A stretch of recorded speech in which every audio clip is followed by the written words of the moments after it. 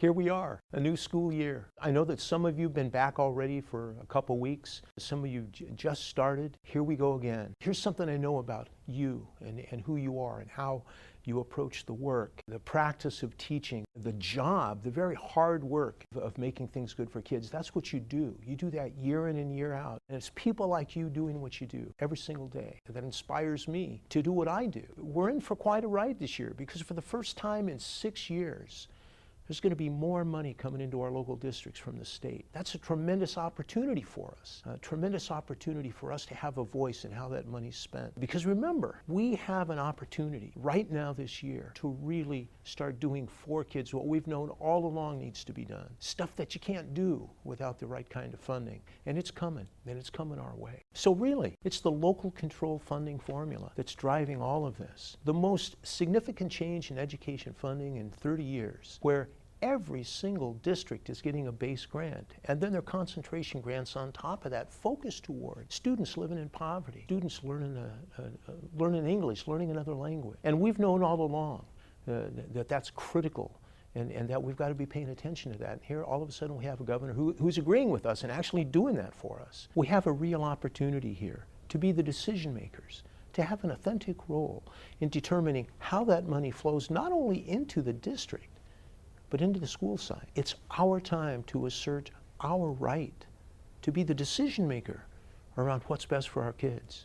And there's nobody that knows better than us, better than you, what those students need on a day-to-day basis. Let's talk a little bit about the Common Core. We have an opportunity with the Common Core, again, to assert our right to be the pedagogical decision makers in our classrooms. We are the educators. We are the ones that should be driving the agenda.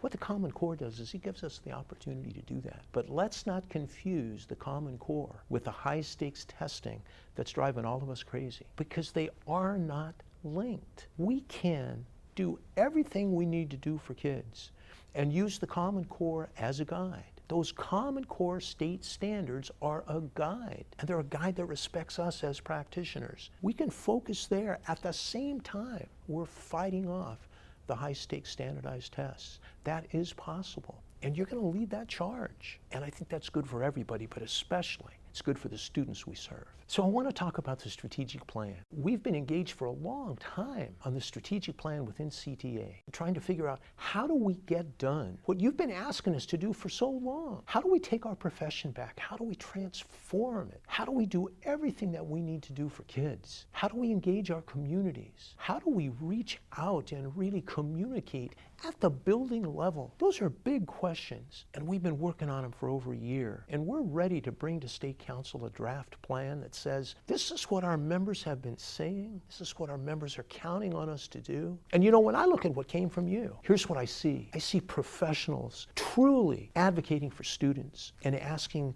the California Teachers Association to do what needs to get done to make things better for kids at every single level. And sometimes that's in the way we communicate, not only to parents and people in our own community, but to the rest of the people around the state. How do we help them understand who we are and what we're doing? And like I said, how do we take our profession back? All of that work is coming, and it's coming together in a very, very powerful way.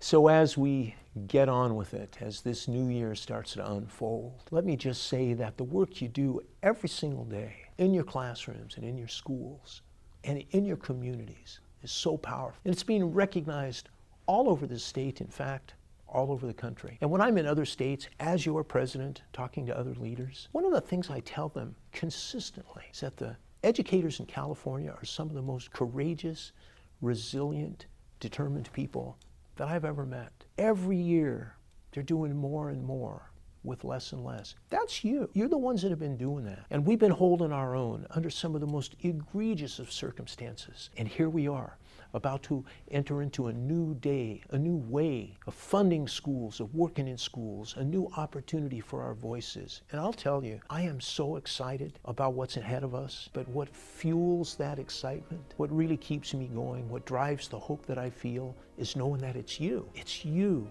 You are the ones that are making it happen. You are the ones that are making it work. Thank you. Thank you for staying in it, and thank you for what you do every single day for the students of California.